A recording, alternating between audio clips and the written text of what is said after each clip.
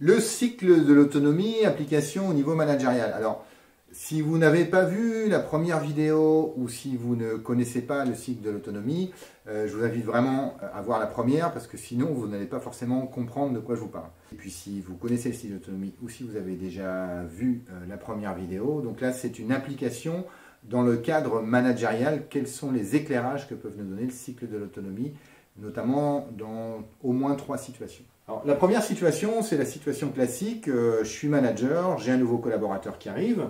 Donc forcément, le nouveau collaborateur, il va être dépendant. C'est-à-dire qu'il a besoin de savoir comment ça fonctionne. Il va falloir que je l'accompagne pour grandir vers l'autonomie. Et ce que nous dit le cycle de l'autonomie, l'enseignement qui est intéressant, c'est de me préparer au fait que pour que mon collaborateur puisse s'émanciper, inconsciemment, à un moment donné, il va devoir aller contre moi.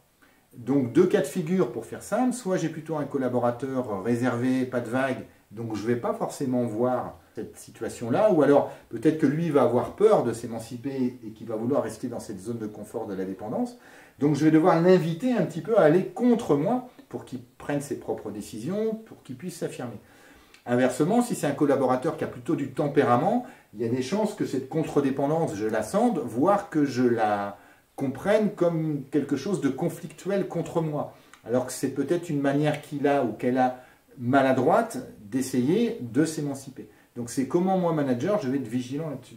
Une fois que la personne est en contre-dépendance visible ou moins visible, ce qu'il va falloir que je l'invite à faire, pour pas qu'elle reste là à tout le temps râler, à tout le temps se plaindre, c'est de prendre ses responsabilités. Donc je vais devoir l'aider à prendre ses responsabilités et accepter qu'elle ne va pas forcément faire les choses comme je voudrais qu'elle les fasse. Ça fait partie du processus d'apprentissage, parce que sinon elle ne va jamais passer de l'autre côté. Donc elle va s'indépendantiser, elle va prendre des initiatives, mais peut-être que ces initiatives ne correspondent pas exactement à ce qu'on a demandé. Et là, il y a un gros risque, c'est que si quand il y a une prise d'initiative qui n'est pas à droite ou qui est, voilà, qui n'est pas très judicieuse, je la fracasse, la personne va revenir ici. Et alors là, pour qu'elle reprenne des initiatives et qu'elle aille vers l'autonomie, ça va être très compliqué. Et dans beaucoup de situations, dans beaucoup d'entreprises que moi j'accompagne, notamment des entreprises avec beaucoup d'historique, on a beaucoup de personnes qui sont souvent critiquées parce qu'elles sont dépendantes. Hein, mais en fait, c'est aussi des personnes que quand on creuse un peu, elles ont essayé de grandir, elles ont pris des initiatives, elles se sont pris des coups de bâton et elles sont revenues en arrière. Et maintenant, elles disent, bah écoutez, moi je fais ce qu'on me dit, je ne fais pas de vagues et comme ça, j'ai pas de problème. Et ça, c'est vraiment une situation très très fréquente. Donc c'est là qu'il faut être vraiment vigilant. Et donc si la personne a réussi à faire ça et ça, qu'elle prend des initiatives, que je sais lui dire dans les initiatives, c'est quoi le positif, c'est quoi le point d'amélioration, pour qu'elle passe à l'autonomie, il faut que je sois le plus clair possible sur le cadre qui est attendu, sur le rythme qui est attendu, sur le fait que effectivement il faut qu'elle me fasse un retour sur les informations, que ça va la rassurer, que ça va me rassurer moi d'avoir un retour sur l'information, et que plus je vais avoir des retours, je ne le fais pas pour contrôler, je le fais pour savoir ce qui se passe, plus je vais lui donner de liberté. Parce que c'est aussi souvent ce qui se passe, c'est que dans cette confusion qu'il y a entre indépendance et autonomie, comme j'ai peur que la personne soit en indépendance, je vais essayer de contrôler ce qu'elle fait, et comme elle se sent contrôlée, elle ne se sent pas du tout libre, et du coup elle cherche à être encore plus indépendante. Inversement, si je lui fais comprendre que moi j'ai besoin d'informations pour lui donner plus de liberté, parce que plus je suis informé, plus je suis tranquille, et plus je peux lui donner de la liberté, plus il y a des chances que l'autonomie se mette en place sur certains sujets.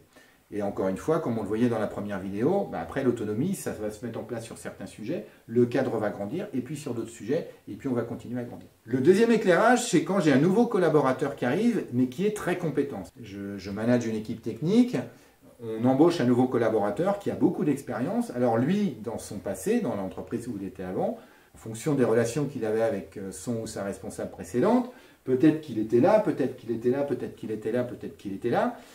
Mais peut-être qu'en tout cas, il se croit là. C'est-à-dire qu'en fait, il arrive, il est compétent, il est très bon, donc il va peut-être attendre qu'il soit traité comme quelqu'un d'autonome. Le problème, c'est qu'il y a toujours un moment d'ajustement où moi, j'ai besoin de savoir ce que vaut la personne, ce qu'elle fait. Il y a aussi un besoin d'acclimatation à la culture de l'entreprise, donc peut-être qu'elle va être autonome au niveau technique, mais elle va être dépendante de la culture de l'entreprise, de comment on fait les choses chez nous. Et il va falloir que je sois très pédagogique là-dessus.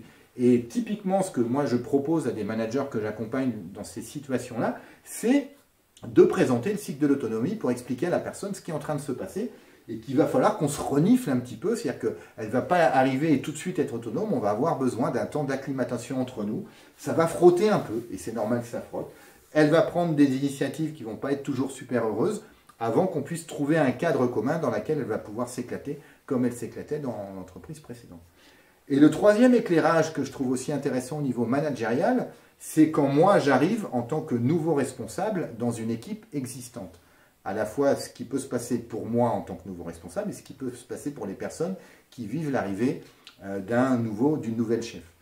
En fait, j'aurais, moi, si je suis collaborateur, j'ai mis en place avant, j'avais mon mode de fonctionnement avec mon ou ma responsable précédente, c'est-à-dire soit peut-être j'étais en autonomie, peut-être j'étais en indépendance, enfin, de toute façon ça reste assez mouvant comme position. Quand le nouveau responsable arrive, même si moi j'étais autonome avant, c'est pareil, plus ou moins consciemment, il va me remettre en position de dépendance, en tout cas c'est ce que je vais sentir, parce que il faut qu'on apprenne à se connaître, à voir comment on fonctionne l'un et l'autre, et je risque d'avoir ce sentiment en fait que cette personne veut me contrôler, ne me fait pas confiance, alors que c'est juste un temps d'acclimatation. Donc là encore, dans ces situations où moi j'arrive en tant que nouveau responsable d'une équipe existante, il va falloir que je prenne ce temps et que j'ai cette pédagogie avec chacune des membres de l'équipe, de leur expliquer ce qui se passe, de ce qu'on vit en termes d'autonomie, et puis moi de sentir un petit peu avec chaque personne comment elle se positionne. Est-ce qu'elle est plutôt autonome? Est-ce qu'elle est plutôt indépendante? Est-ce qu'elle est plutôt en contre-dépendance? Ou est-ce que c'est plutôt une personne qui est dans une forme de dépendance et qui a envie de rester dans une zone de confort? Donc je trouve vraiment que, encore une fois, ce modèle, cet outil, dans ces trois situations-là, et dans bien d'autres encore, il nous donne vraiment des enseignements très intéressants sur ce qui se passe dans la relation et comment poser au mieux un cadre clair entre nous pour que la relation soit la plus fluide, la plus saine et la plus constructive possible. Si ça vous a plu, n'hésitez pas à commenter, à partager autour de vous. Et il y a une troisième vidéo sur l'application du cycle de l'autonomie au niveau organisationnel, notamment entre un siège social et ses filiales, entre une grosse association nationale et ses antennes, par exemple. À bientôt.